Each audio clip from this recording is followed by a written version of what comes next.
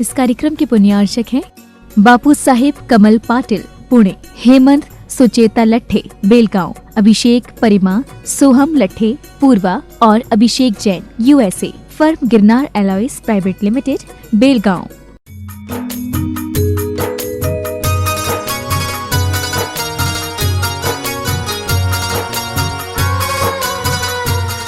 देवादिदेव 1000 श्री भगवान महावीर स्वामी की जय जय जय। अहिंसा परमो धर्म की जय जय जय। परम पूज आचार्य गुरुवर श्री विद्यासागर जी महाराज की जय जय जय। परम पूज्य 108 मुनिवर श्री प्रमाण सागर जी मुनिराज की जय जय जय। परम पूज्य श्री अरहत सागर जी मुनिराज की जय जय जय। नमोस्तु गुरुदेव।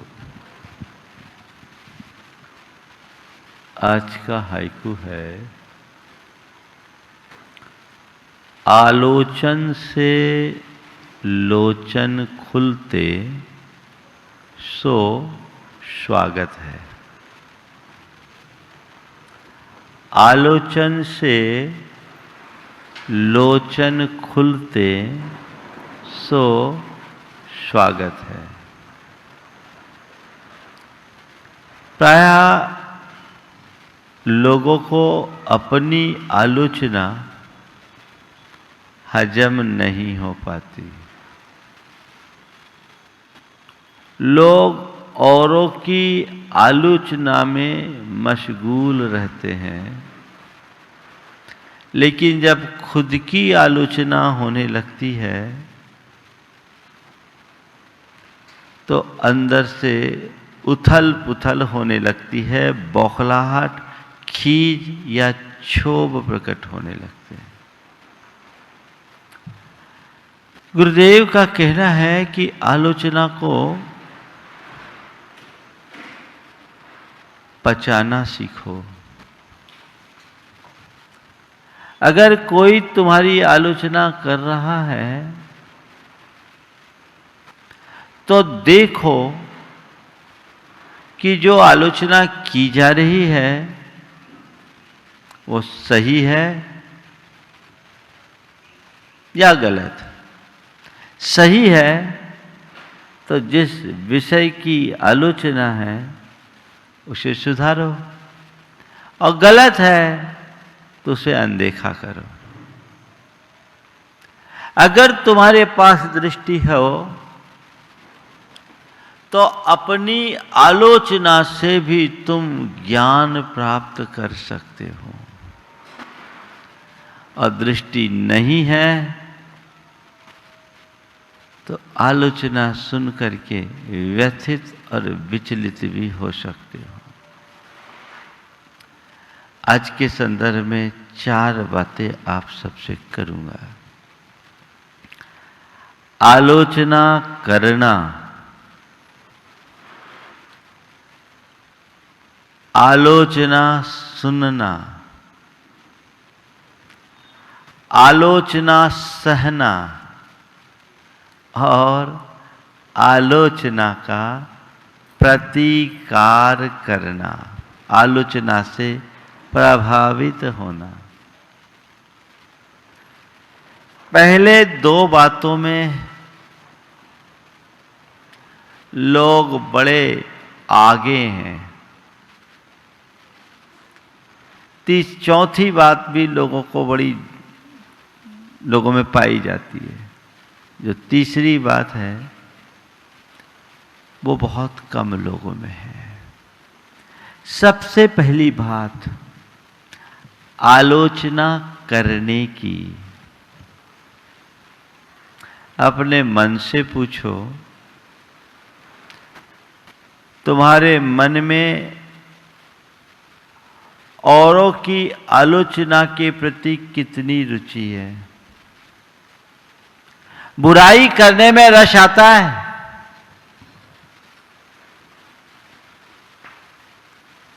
पर निंदा को बड़ा निंद कर्म कहा गया है। लेकिन लोग हैं ज्यादातर, उन्हें आलोचना में बड़ा रस आता है। चाहे जिसकी बुराई। मैं देखता हूं मेरे संपर्क में बहुत लोग आते हैं, बहुत से लोग ऐसे होते हैं जो हर किसी की बुराई ही करते हैं, और कुछ लोग ऐसे होते हैं जिनके मुख से कभी किसी की बुराई सुनने को नहीं मिलता।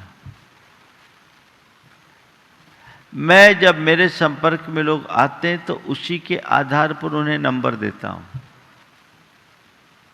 बोलता कुछ नहीं, लेकिन आकलन कर लेता हूं। जिसकी सोच नकारात्मक होती है, जिसका व्यक्तित्व उथला और हल्का होता है, जिसके अंदर खुद बुराइयां भरी होती है, उसे सब बुरे दिखते हैं और वह केवल बुराई करने में ही अपनी शक्ति लगाता है। ऐसे आदमी भरोसे के नहीं होते। और जो व्यक्ति सकारात्मक सोच का धनी होता है, जिसका व्यक्तित्व गहरा होता है, चिंतन विशाल होता है, वो व्यक्ति कभी किसी की बुराई नहीं करता, अपितु बुराई में भी अच्छाई खोजने की कोशिश करता है। देखना यह है कि मैं कहां हूं, मेरा स्थान कहां है। बुराई में या अच्छाई में, आलोचना में या आत्मालोचन में। औरों की आलोचना करके तुम्हें क्या मिलेगा, पहला सवाल। औरों की बुराई करके तुम क्या पाओगे, विचारने की बात है। क्यों किसी की बुराई की आदत डालें? गंभीरता से सोचने की जरूरत है। लेकिन पर निंदा में बड़ी प्रगाढ़ रुचि होती है। और आपने देखा बुराई किसकी करते हैं? जिससे प्रेम होता है या जिससे द्वेष होता है। दरअसल ईर्ष्या बुराई की जड़ है। अहमन्यता ईर्ष्या को उत्पन्न करती है। तो जो व्यक्ति अहमन्य होता है वो ईर्ष्यालु होता है, और जिसमें अहमन्यता और ईर्ष्या के दोष भरे होते हैं वो सबको दूषित दृष्टि से देखता है। उसका एक ही काम है, सभी की बुराई करना। अहमन्यता क्या है? मैं ही सबसे बड़ा हूं, जो कुछ हूं सो मैं हूं। ऐसा व्यक्ति अपने आगे किसी दूसरे को बर्दाश्त नहीं कर सकता,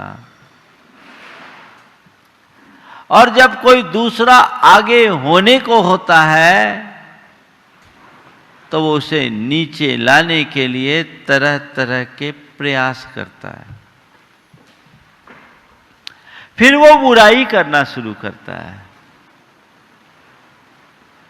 और ऐसा व्यक्ति इस बुरे कार्य से खुद का पतन पक्के तौर पर कर लेता है। मन का विश्लेषण करना। मुझे किसी की बुराई नहीं करना। कहते हैं बुरा जो देखन मैं चला, बुरा न मिलिया कोई, जो दिल खोजा अपना। मुझसे, थोड़ा दोहरा के बोलो, किसको सुना रहे? मुझसे बुरा ना कह दे कि तुम सबसे बुरे आदमी हो, बुरा लगेगा? महाराज आप अभी कहोगे तो नहीं लगेगा, लेकिन किसी और के मार्फत घूम के बात आएगी कि महाराज कह रहे थे कि ये सबसे बुरा आदमी है, तो दिल टूटेगा, है ना? है, चिंता मत करना, मैं कहूंगा नहीं। लेकिन एक तरफ हम कह रहे जो दिल खोजा अपना मुझसे बुरा न कोई, और एक तरफ कोई बुरा कह दे तो बौखलाहट क्यों?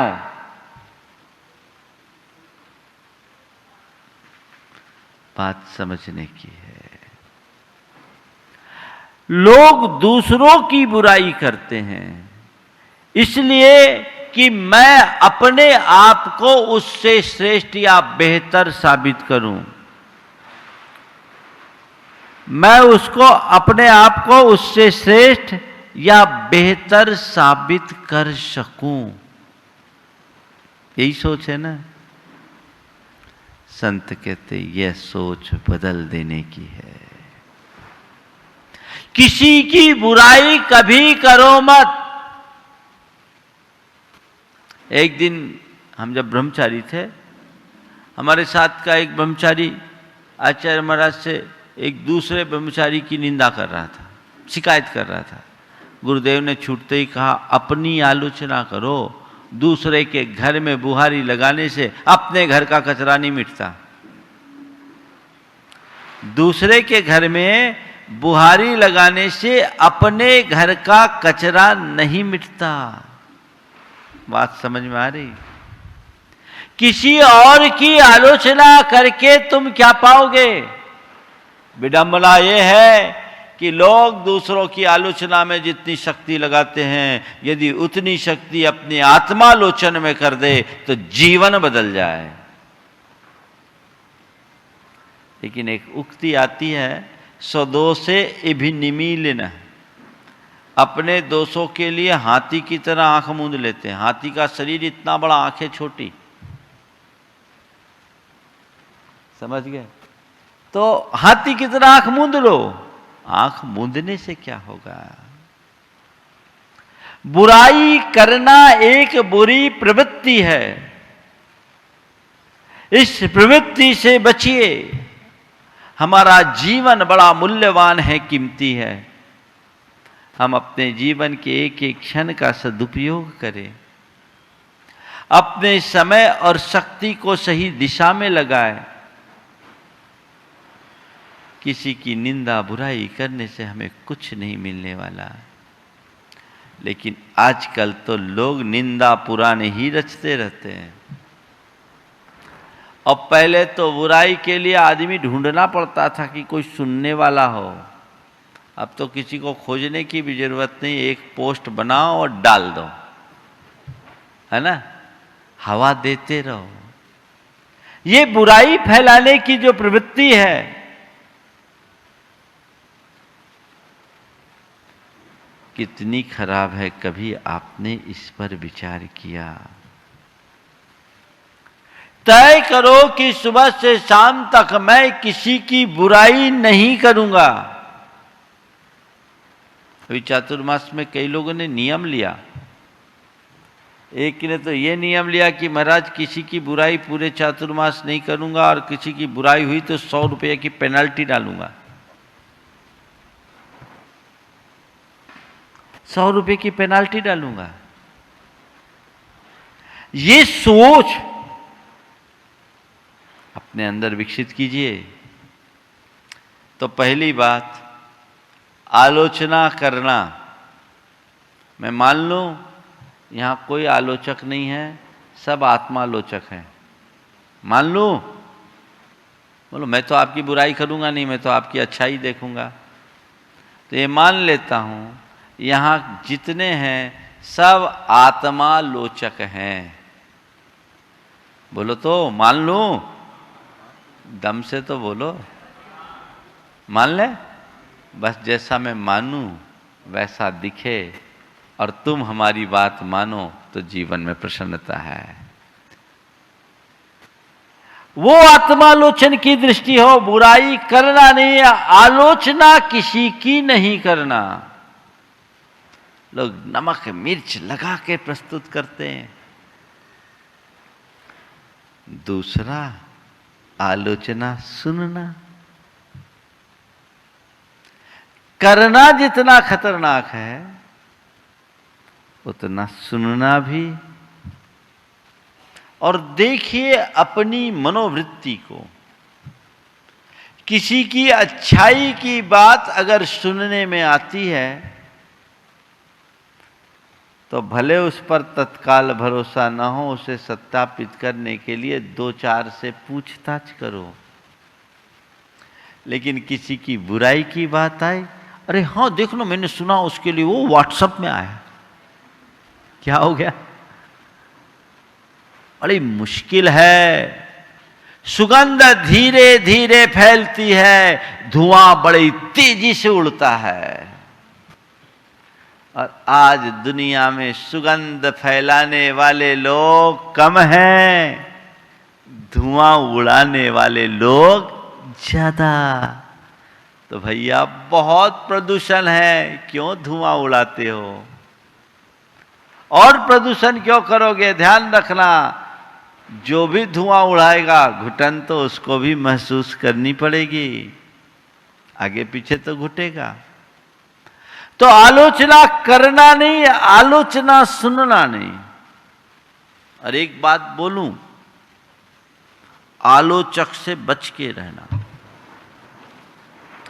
आज वो तुम्हारे पास किसी दूसरे की बुराई करने आया है तो समझना ये खतरनाक वायरस है। समझ रहे ना? अभी वायरस का खेल तो देख ही रहे। वो तुम्हारे पास दूसरों की आलोचना कर रहा है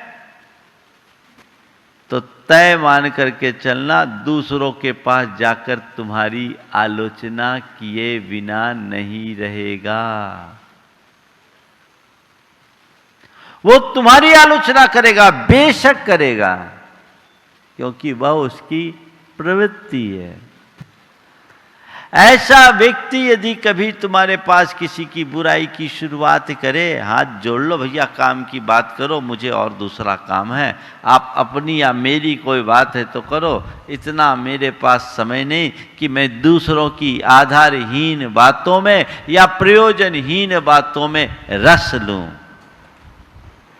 कर सकते हैं आप?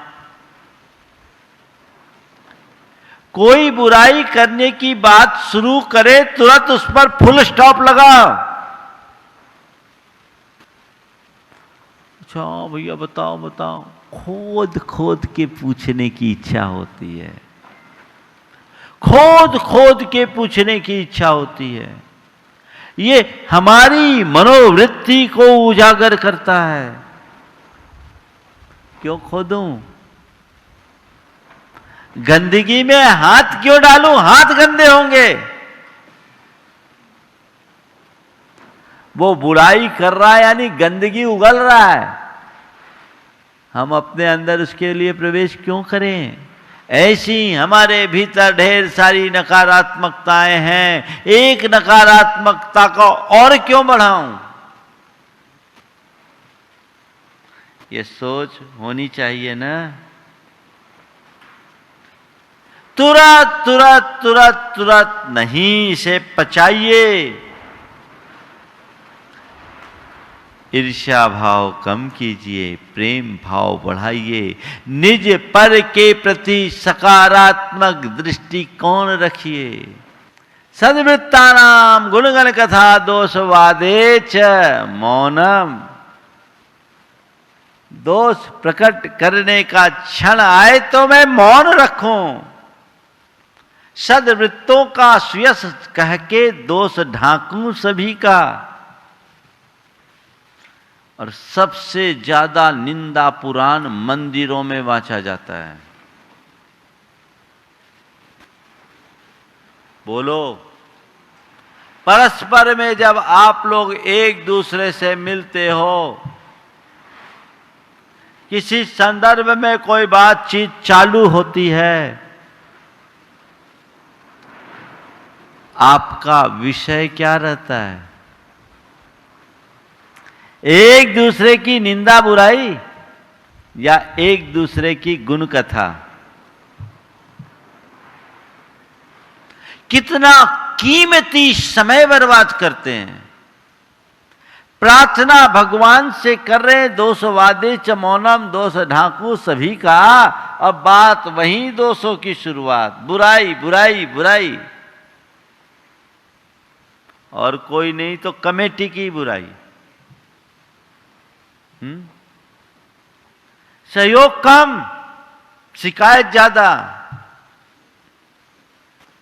किसी की किसी तरह से व्यक्ति की बुराई करने की ये प्रवृत्ति और बुराई सुनने की प्रवृत्ति गलत है। संकल्प लीजिए कि मैं अगर किसी की बुराई देखूंगा भी तो तब तक उसे औरों तक प्रकट नहीं करूं जब तक कि उससे सार्वजनिक अहित न हो। उस घड़ी में अगर कोई गलत बात है उसको प्रकट न करने से सार्वजनिक क्षति पहुंचती हो तो आप प्रकट कर सकते हो, लेकिन किसी की व्यक्तिगत दोष और दुर्बलता का ढिंढोरा मैं कभी नहीं पीटूंगा। वो जाने, उसका जीवन जाने। मेरे अंदर 100 कमियां हैं, मैं अपनी कमियां निकालूं कि सामने वाले की? क्या करना है? मुझे अपनी कमी देखनी है, औरों की कमी नहीं।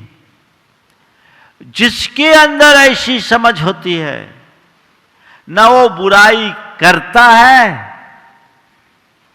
न बुराई सुनता है। करने दो, हमें नहीं करना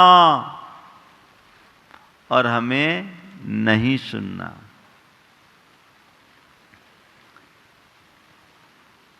पचती नहीं है किसी किसी को, है ना? और कुछ लोग आदतन ऐसा करते हैं, वो अपना समय व्यर्थ कर रहे हैं, जीवन बर्बाद कर रहे हैं। चाहे घर परिवार की बात हो, चाहे समाज की बात हो, चाहे जीवन व्यवहार से जुड़े किसी भी क्षेत्र की बात हो, बुराई करके आप कभी प्रगति नहीं कर सकते। अच्छाइयों को अंगीकार करके जीवन की प्रगति की जा सकती है। दृष्टि सही रखिए, बुराई में भी अच्छाई देखने की क्षमता विकसित कीजिए।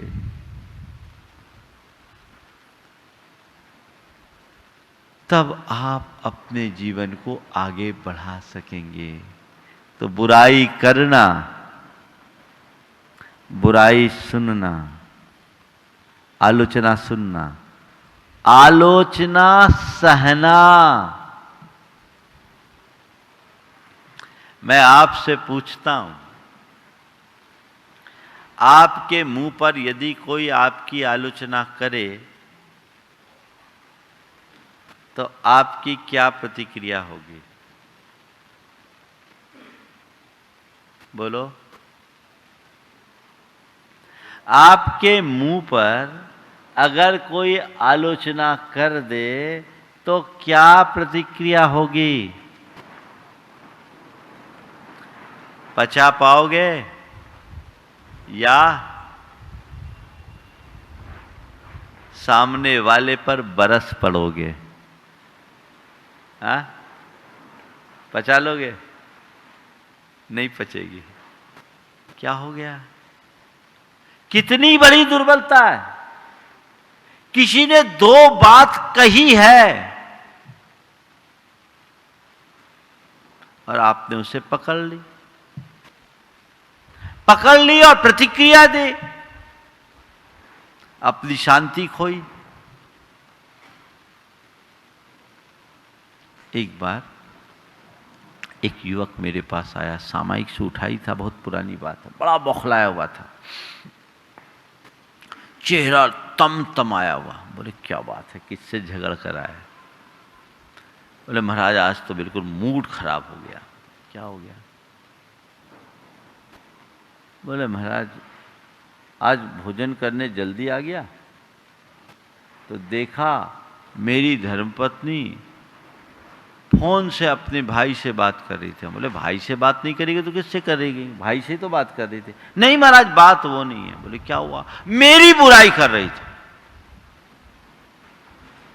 क्या बुराई कर रही थी? बोले बहुत कंजूस है, कुछ ध्यान नहीं देते, कोई टाइम टेबल नहीं है। महाराज बोले कर दी तो कर दी, तुम कंजूसी नहीं रखा करो उधर। महाराज मेरी बुराई उससे करे, मुझसे कहे ना, उससे क्यों करेगी? ठीक है एक दिन हो गया, कुछ हो गया। नहीं महाराज रोज करती होगी। नहीं महाराज रोज करती होगी।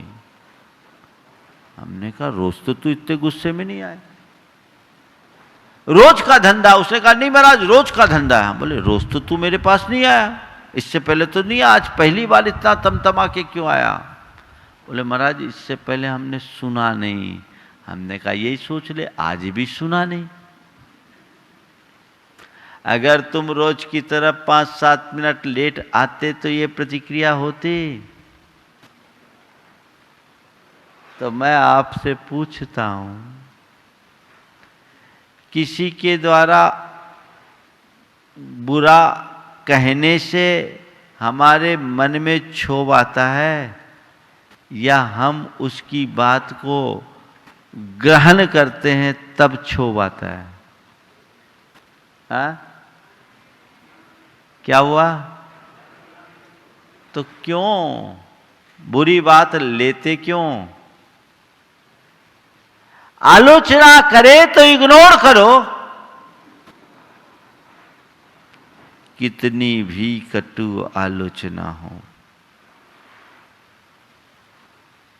हमें उसे सहना चाहिए। देखो गुरुदेव की एक बात बताता हूं। 1987 में नैनागिरी में पंचकल्याण गजरत महोत्सव हुआ। बहुत बृहद आयोजन हुआ। पहली बार आचार्य महाराज ने आरिका दीक्षा दी, 12 क्षुल्लक दीक्षा दी, 23 दीक्षाएं, सब अच्छे से कार्यक्रम संपन्न हुआ। उस कार्यक्रम में अनेक जगह की प्रतिमाएं प्रतिष्ठित हुई। उसमें शहडोल के, संभवतः शहडोल की एक मूर्ति पर किसी भक्त ने भावुकतावश विद्यासागर आमनाए लिखवा दिया। क्या लिखा है? विद्यासागर आमनाए। अब फिर क्या था, उसको आधार बनाकर विद्वत परिषद के एक वरिष्ठ विद्वान जो आज इस दुनिया में नहीं है, नाम मैं नहीं ले रहा हूं, उन्होंने एक लेख लिख डाला और उसमें आचार्य महाराज की आलोचना कर दी, कुछ तीखी। उन्नीस 1988 में जबलपुर में आचार्य महाराज के सानिध्य में विद्वत परिषद का अधिवेशन हुआ। उस अधिवेशन में वे महानुभाव आए, हम भरे बैठे थे। अब नए नए मुनि थे, 88 की बात है। वो जब मेरे पास आए ने मैंने बुलाया और खूब झाड़ फिलाई। बोले आप जैसे विद्वान को बिना किसी प्रकार की तथ्यात्मक जानकारी लिए इस तरह का आलेख लिखना शोभा देता है? आपको ये पता करना था आचार्य महाराज ने कोई नई आमनाएं तो बनाई नहीं। सबसे पहले आपको उस मूर्ति को देखना था जिसकी मूल प्रतिष्ठा हुई। और ये काम प्रतिष्ठाचार्यों का, आचार्य महाराज का तो है नहीं कि वो प्रशस्ति देखते फिरे। प्रतिष्ठाचार्य ने प्रशस्ति लिखी, हम लोगों का काम, आचार्य महाराज का काम, संघ का काम तो संस्कार करना है। आपने ये लेख कैसे लिख दिया?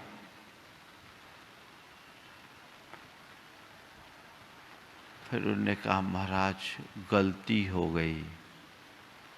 क्या बोला? गलती हो गई। हमने कहा जाओ आचार्य महाराज से क्षमा मांगो। ठीक। बोला महाराज जाऊंगा। उसके बाद मैं छाती फुला के पहुंचा,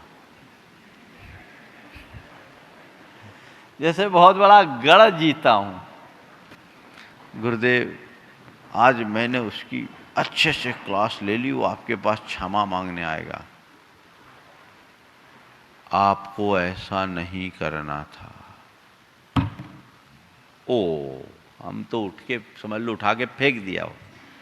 आपको ऐसा नहीं करना चाहिए था। हम लोग, गुरुदेव माफ करो, गलती हो गई, अब हमें जो प्रायश्चित देना है दे दो।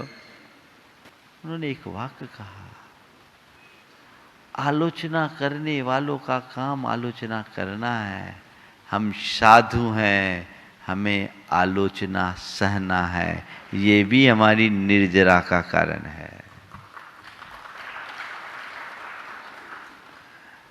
मैं आपसे एक बात कहता हूं, आप बड़ी त्याग तपस्या तो नहीं कर सकते। मैं कहूं उपवास करो, एक आसन करो, लंबी सामाई करो और कोई त्याग तपस्या करो, तो हर कोई के बस की बात नहीं है, नहीं है ना। नहीं, कर्म की निर्जरा करना चाहते हो? चाहते हो? कोई तुम्हारी बुराई करे और तुम बुरा ना मानो, तो कर्म की निर्जरा होगी कि नहीं होगी? बोलो।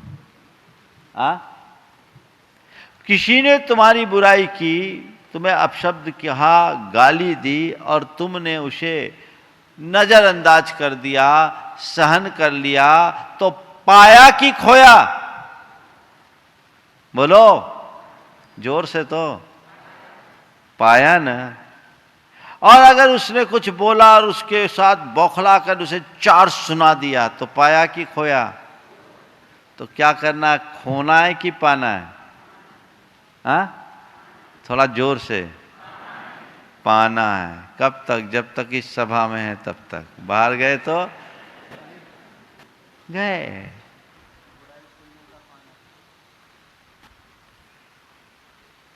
अपने अंदर की दुर्बलता को हमें दूर करने के लिए संकल्पित होना पड़ेगा। और देखो, एक और चीज बताता हूं, किसी ने आपकी बुराई की, आप उससे प्रभावित हुए, उसका असर कितनी देर रहता है? जैसे शांत सरोवर में एक कंकर किसी ने फेंका, एक वलय, फिर दूसरा वलय, फिर तीसरा वलय, फिर चौथा वलय, वलय दर वलय, वलय दर वलय, वलय दर वलय, घूमते घूमते पूरे सरोवर को व्याप्त कर लेता होता है। किसी ने आपकी बुराई की और आप उससे इस कदर प्रभावित हो जाते हैं, अरे मेरे बारे में ऐसा बोल दिया, ये ठीक नहीं, ऐसा बोल दिया। वो तो एक बार बोला और तुमने कितनी बार? विचार करने की बात केवल इतनी सी है। इग्नोर करोगे, बुराई को, आलोचना को सहने में समर्थ हो जाओगे, तो तुम्हारा जीवन निखर जाएगा। मैंने शुरुआत में बोला था कि यदि कोई तुम्हारी सच्ची आलोचना करता है तो उसे स्वीकार कर अपना सुधार करो। आलोचन से लोचन खुलते सो स्वागत है। आज का हाइकू यही है, आलोचन से लोचन खुलते सो स्वागत है। तो अगर कोई आलोचना कर रहा है और आप अपने लोचन खोल रहे हो, तो सुधार किसका होगा, तुम्हारा कि दूसरों का? तो मैं अपने व्यक्तित्व को निखारना चाहता हूं, तो अपने दोषों और दुर्बलताओं को दूर तो करना ही पड़ेगा ना। मुझे तो अपना सुधार करना ही पड़ेगा। तो आलोचना सुनो, आलोचना सहो, दूसरों की नहीं, खुद की कोई आलोचना करे, सह लो, उसे पचा लो, विचलित मत हो।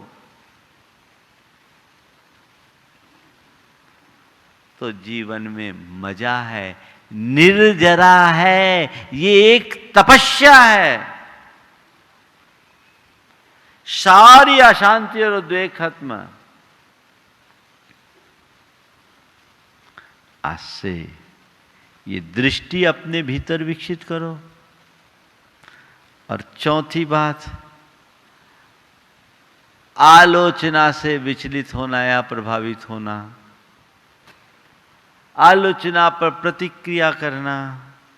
तो कोई तुम्हारी आलोचना करे तुम उसकी उल्टी आलोचना करो, आरोप प्रत्यारोप की भाषा का प्रयोग, तो ये तो गंदगी फैलाने का रास्ता है।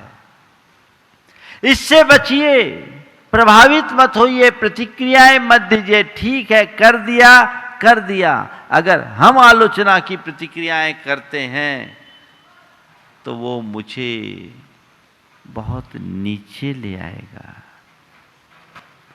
मुझे प्रतिक्रियाएं नहीं करना। कोई कितनी भी आलोचना करे वैसी प्रतिक्रिया मुझे नहीं करना। अपने आप को शांत रखने की कोशिश करना है, अपने आप को सहज रखने की कोशिश करना है। आलोचना की प्रतिक्रिया हो तो सकारात्मक हो। सकारात्मक प्रतिक्रिया क्या है?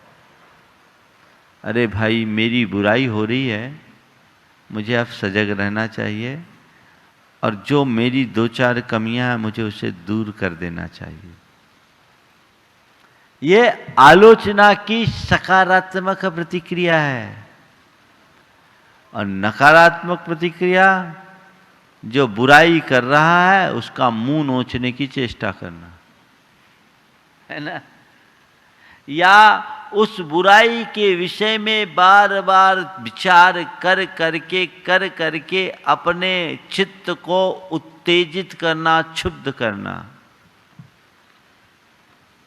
ये नकारात्मक प्रतिक्रिया है। नहीं, मुझे इस तरह की प्रतिक्रियाओं से हर हाल में बच के रहना है। एक अच्छे व्यक्ति की ये पहचान है। हमें आज एक ही धारणा अपने मन में बनाना है। मेरे अंदर की आंखें खुले, मैं आलोचना की बुरी प्रवृत्ति से अपने आप को यथासंभव बचाऊं। गुणग्राही बनूं, दोष दृष्टा नहीं। दोषों को फैलाने का काम मेरा नहीं। मुझे तो सबकी अच्छाई को लेते हुए अपने जीवन को अच्छा बनाने का प्रयास करना है। ये अगर जग गया तो हमारा जीवन धन्य हो गया। तो आलोचन से लोचन खुलते सो स्वागत है। बस इस एक 17 अक्षरों के इस एक छोटी सी कविता को याद कर लो, और कोई तुम्हारी आलोचना करे, आलोचन से लोचन खुलते सो स्वागत है। स्वागत करो, कितना करोगे? निंदक नीरे राखिए, आंगन कुटी छवाए, बिन साबुन पानी बिना निर्मल करे सुहाए। यही तो है। मेरी कोई बुराई ना करे ये मेरे हाथ में नहीं है, पर मैं कोई बुरा कर्म ना करूं ये तो मेरे हाथ में है ना? तो किसी से की बुराई से प्रभावित होकर बौखलाना अच्छा कर्म है या बुरा कर्म? बोलो, बुराई से प्रभावित होकर बौखलाना अच्छा कर्म है या बुरा कर्म? तो उसको रोकना तुम्हारे बस में नहीं है, खुद को रोकना तो तुम्हारे बस में है ना। महाराज बहुत कठिन है। कठिन केवल उसके लिए है जिसके अंदर आध्यात्मिक दृष्टि प्रकट नहीं हुई, जो आध्यात्मिक दृष्टि से संपन्न हो गया, जिसके अंदर अंतर्दृष्टि उद्घाटित हो गई, उसके लिए सब बातें सहज है। और जब ये बातें सहज होगी तभी तुम अपने जीवन का पथ प्रशस्त करने में समर्थ होगे। तो बस आलोचन से लोचन खुले सो स्वागत है। जय बोलो परम पूज्य आचार्य गुरुवर श्री विद्यासागर जी महाराज। इस कार्यक्रम के पुण्यार्चक थे बापू साहेब कमल पाटिल पुणे, हेमंत सुचेता लट्ठे बेलगांव, अभिषेक परिमा सोहम लट्ठे पूर्वा और Abhishek Jain USA, firm Girnar alloys private limited Belgaum.